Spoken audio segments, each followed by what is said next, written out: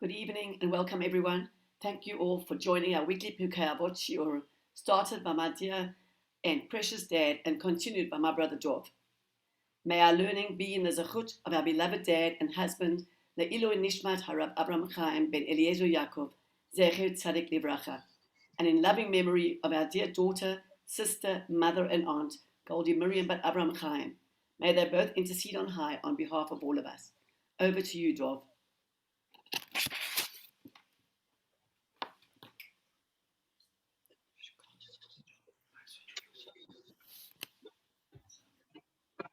Okay, good evening and welcome once again.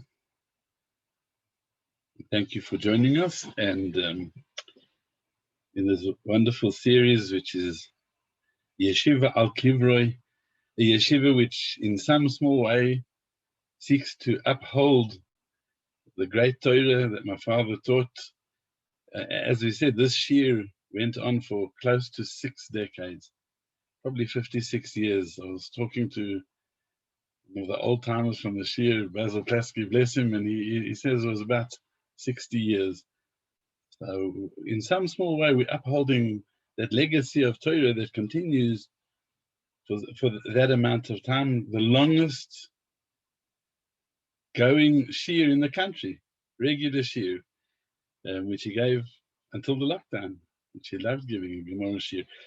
And tonight's shiur, as my sister said, as Chaya said, is the Ilu Nishmas, my father, and the Ilu Nishmas Golda Miriam, Bas, Harav Avraham Chaim, Goldie, who was a beloved and devoted daughter to my dad and to mom, to Balil Chaim Tovim.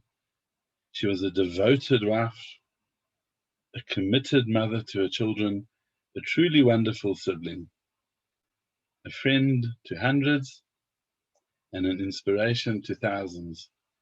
May our Torah be a zechus for her great neshama.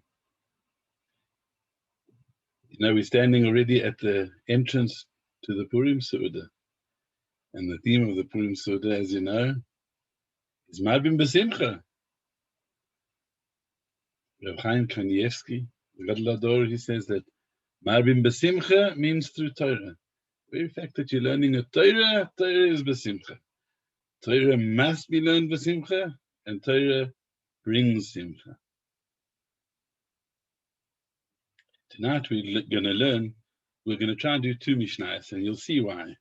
Because they seem ostensibly to really belong in the courtroom, but there's so much that we're going to learn from them, Be'ezrat Hashem. But let's have a look. Mishna number 8 says as follows: Yhuda ben Tabbai and Shimon ben Shotach, they were the next zugas, so the next pair of leaders of Klal Yisrael, and they received the tradition. Yhuda ben Tabbai Omer, and listen to these legal principles that he espoused. Al tas atzmecho ka'orchei hadayonim. When you're serving as a judge, do not act as a lawyer. That's point number 1. We'll discuss it.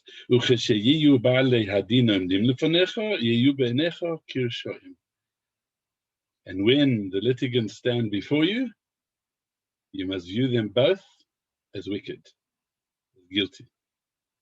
But once they have left you, outside, you should view them both as innocent. Once they have accepted the din upon themselves, they accepted the psak of the Beis Din. Let's take Mishna 9 because you'll see it, they go together. As we said, these 2 leaders, their message somehow was a stereophonic message that Klal Yisrael needed at the time and also for generations. So Shimon ben Shatach continued the message and he said, interrogate, when you're a judge, when you're serving as a judge, interrogate the witnesses extensively. Ask questions. And be cautious with your words. Lest the witnesses and maybe even the litigants will learn to lie from you leading them on. Well, it's very interesting, Mishna.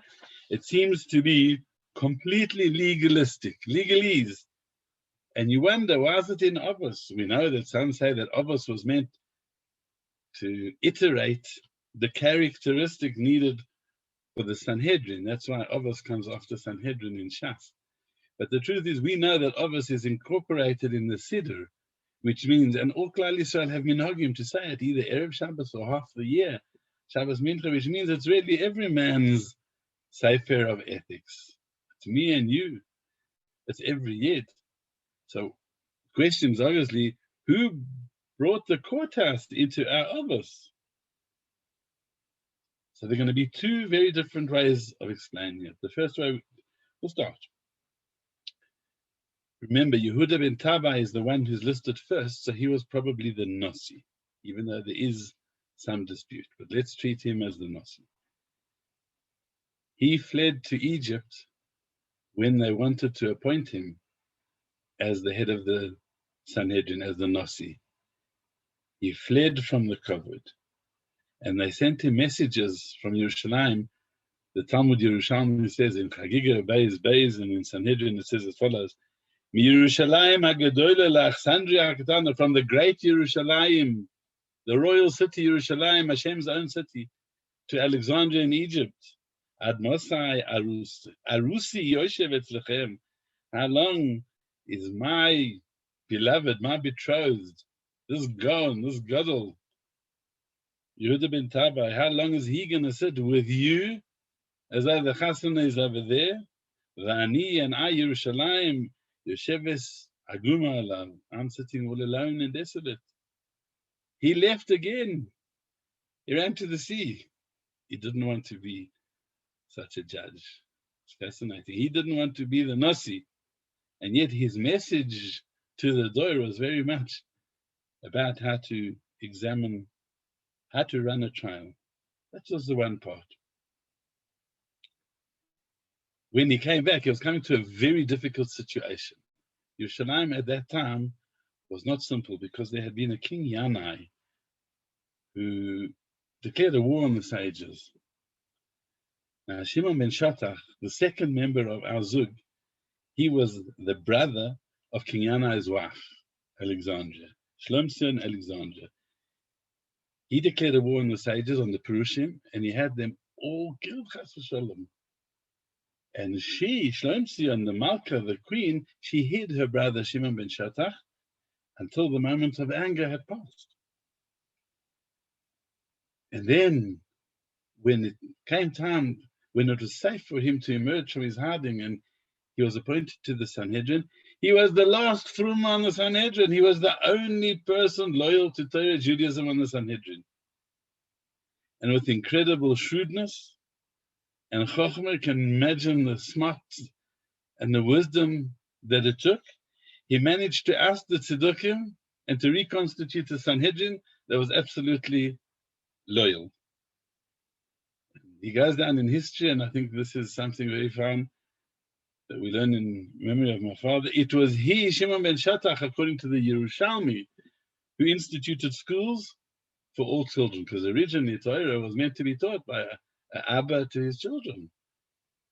And Mimela, they learned from the parents in the home. They learned good Musa from the mother. They learned so much Torah from the father. Shimon ben Shattach realized that as society develops, there's something, some people are going to lose out. And he instituted schools. I say that as a tribute to my father, who was Zocher to almost be the Shimon ben Shattach.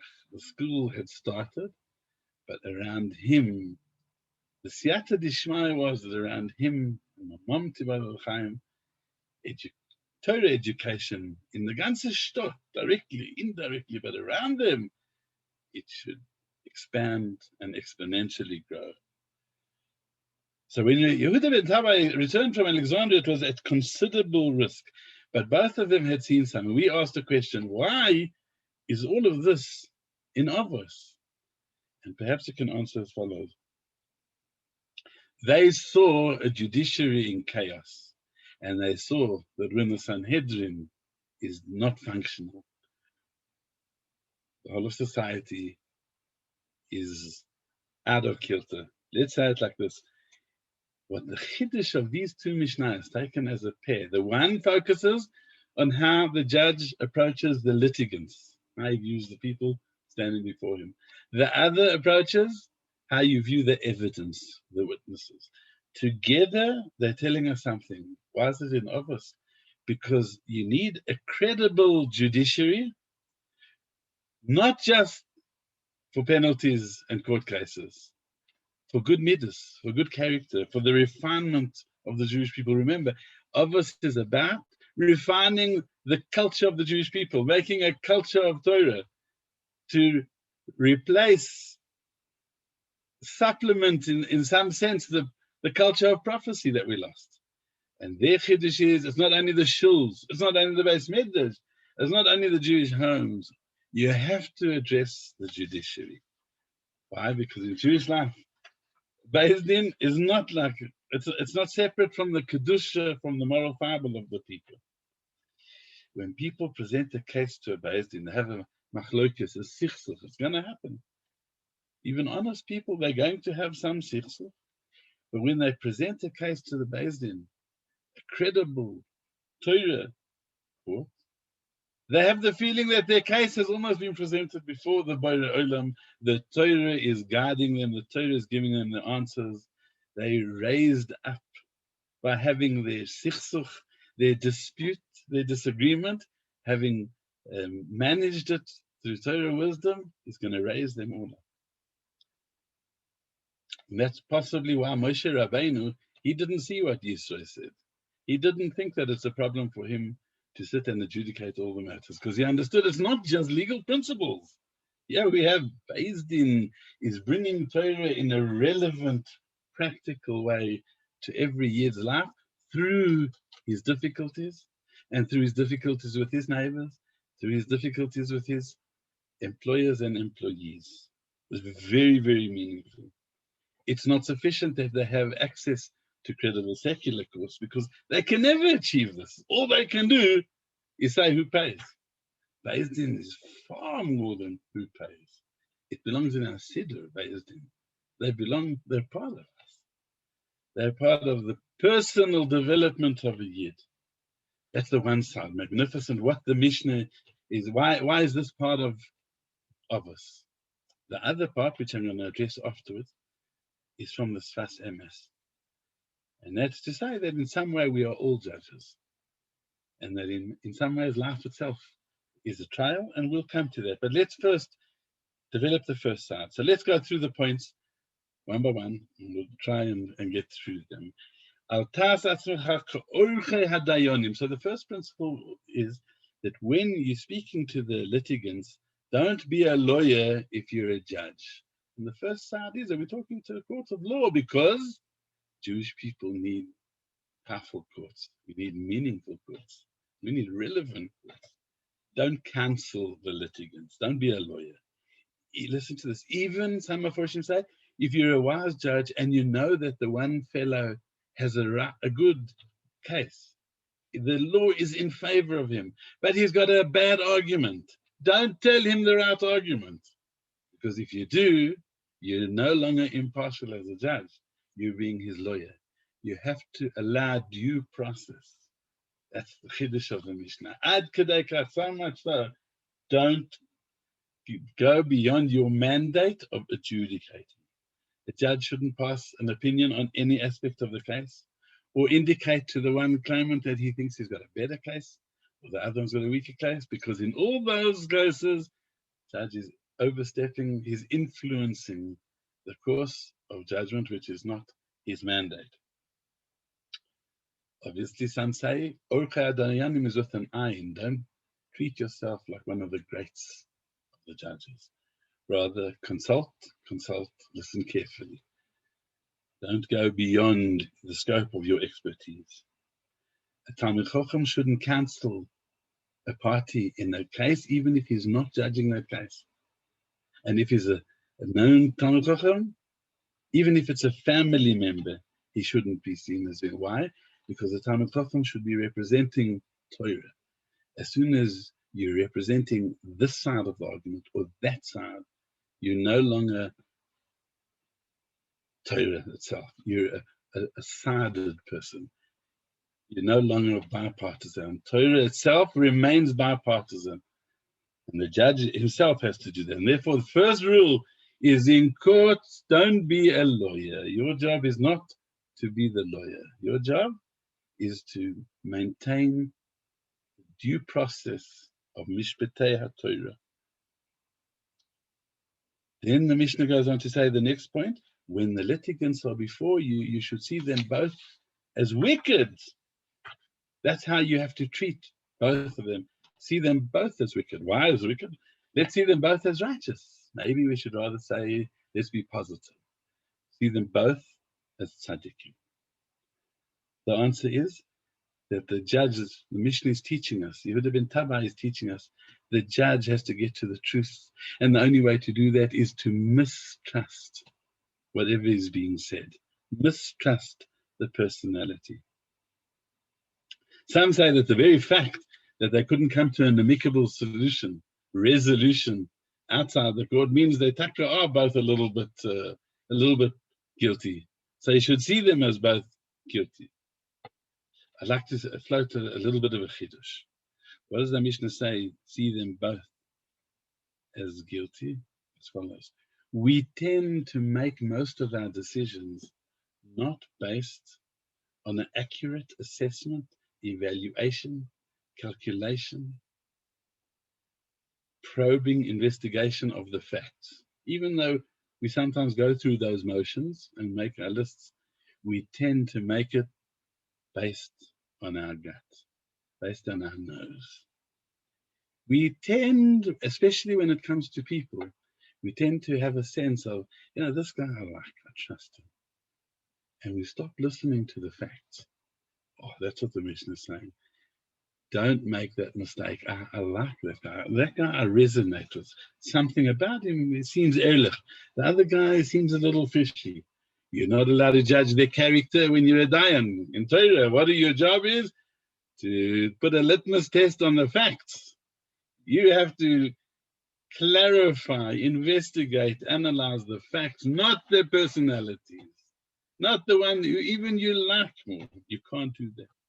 Mashiach, the Gemara says, will be able to paskin by his nose. He's got a well-tuned nose. He's got so much chokhmah that he can go straight by the. Ich schmeckt nicht. They have a phrase in Yiddish. Ich schmeckt nicht. That's enough. Ich schmeckt nicht. If I would try and say which part of this Mishnah talks to me about my father, Rosh Yeshiva, the Ruv, I would say two things. Number one, there's a Maisa brought a beautiful Maisa of the Square Rebbe, when David of Square, when he was a young man, someone said to him, are you going to become a dayan? He said, I couldn't fulfill this line in the Mishnah. I can't. Why? I can't see two Yidden and say they're both wicked. So therefore I'm disqualified as a judge. I think my dad could not have said that they're both. He saw too much goodness in the people. He didn't want. He would have said to the one guy, he said, yeah, you're right. And the other guy, you're right. But at the same time, he also had an uncanny nose. An uncanny nose. The nose of a Talmid Chacham who spent his life listening to people with discernment, with genuine enjoyment and love for them. And he had an unfailing sense of what was the smart thing to do with which person at what time. He knew those smart. But a judge in the court is not allowed to paskin the personality. His job is to paskin the facts. Stay on the facts. Legal principles. And we're going to see this is going to apply to all of us equally. So therefore, you mistrust their personalities. They're both lousy. The one who you think is an other guy is acting. Why? Because we're not interested. What we're interested in is getting the personalities out of here so we can deal with the legal issues, the halachas involved. Next line, but once they leave your chambers and they've accepted the law, they're both innocent. You don't recall which one tried to put one over you as a judge. You don't recall which one you think had a bit of an angle and agenda. Once the din has been accepted, you cease to be the judge. And now you become just another person. When you're another person, look at people favorably, as we said before, judge them all favorably, look for the good in them. Only technically when you're a judge, you can't do that because now it's surgery. You have to do your surgery. But as soon as the case is over, treat them both as though they are innocent. And they probably thought they were innocent. And that's particularly important because that's how Hashem treats us, the way we look at others. Shimon ben Shattach, let's go on to the next Mishnah before we bring it round more personally. Shimon ben Shattach says, his agenda was don't just look at the litigants, also now how do you speak to Eidim? How do you ferret out the truth? You have to ask lots of questions. Question is, why did Yhuda ben Tabbai, who he said was the Nasi, focus on the litigants, your attitude to the litigants? And Shimon ben Shattach, he focused on your attitude to the witnesses. Is there a background to that? And it would seem, we could suggest as follows. If we accept that Yehuda ben Tabbai listed first was because he was the Nasi. Remember, the Nasi wasn't involved in the day-to-day nitty-gritty of the running of the courts. His angle was to raise up Klal Yisrael. And therefore he said, Klal Yisrael have to know how to be litigants. And they have to know how to talk to litigants. It's about raising the people. Shimon ben Shattach, he was the Rosh Beis. His focus was on running the courts well. And therefore he spoke to the issue of how you look at the Eidim. And his first halacha is in order to run successful courts, which is crucial for a society, ask lots of questions. Ask them a lot and ask them quickly and confuse them. Why? Because you need to get the truth out. But you have to be careful that they not learn to lie from you. What does that mean? The bedrock of society is having good jurisprudence. We need good, credible batei din. And therefore, you're allowed to mislead, but don't be misleading so much that you teach the olam to tell a lie. You could corrupt the entire system of the courts if it's seen that you're using the ends to justify the means. You have to be very, very cautious with that. Above all, justice has to be seen to be done, and the Beis Din has to be a makam of emes. So yes, the judge has a certain leeway, but he has to be very cautious with that because it could work against the Beis Din itself, the honor of the Beis Din, which is what we really need.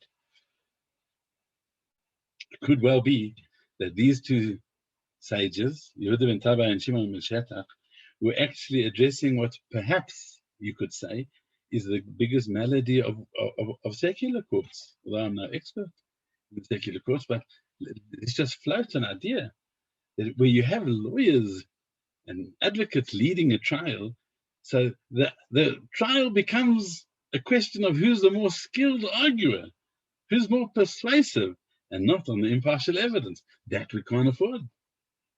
Spurious arguments allowed in a court will slowly erode the very nature, the very integrity of the court. They become a place to win a fight over whatever legality or technicality or loophole that you can, but not a litmus test of truth. And that's what these two sages said. In order for you and me and every private yid to be ehrlich, to be inspired, we need batei dinim that bring the truth of Torah to society. I'm going to take a few more moments, if you're still with me, and let's address the other reason of the Sassamas. Why is it in our Siddur? Not just because we need a good judiciary. Let's turn it the other way around. Because all these halachas are halachas of how a person lives his life, because we're all faced with many choices, many challenges in life. They're all our choices, who we're friends with, who our children are friends with, who we be partners with, where we belong, where our ideologies, these all are worthy of being brought before Moshe Rabbeinu himself. Do we trust this person? Don't we? They all deserve the attention of Moshe Rabbeinu, but we can't do that, as Yisrael said. We can't even bring them all before the Gedolei Hador. Life is confusing. You can't go with face value. That's what our Mishna is telling us. You're going to need to be the judge in your own life. And it has to be with as much precision and accurateness and impartiality as you can muster. You need to be a judge because these are all crucial decisions worthy of Moshe Rabbeinu's attention, but you're going to have to be the Moshe Rabbeinu for so many of them. So therefore, our Mishnah says that we all need a basic professional processing. We need to know the keys to running a good Beis Din. Don't argue for the one choice like a pro, because if you see that your argument is too strong, well, you need to suspect that maybe it's only a winning argument, but it's not the truth. If you feel compelled, that one side is more compelling, it might well be that there's a bribery going on.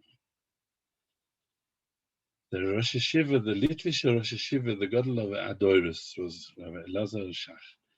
And he said that Klal Yisrael as a nation absorbs new things slowly, even good things. He didn't even like when a good thing took hold too quickly, because he said, that's not how Klal Yisrael works. We've got a nose. He says, I don't look what is the problem now. I'm looking in 2 generations' time, what could be the problem? He said, that's how we need to investigate the choices, the decisions, the confusion that we face. We need to be aware of the shoichet.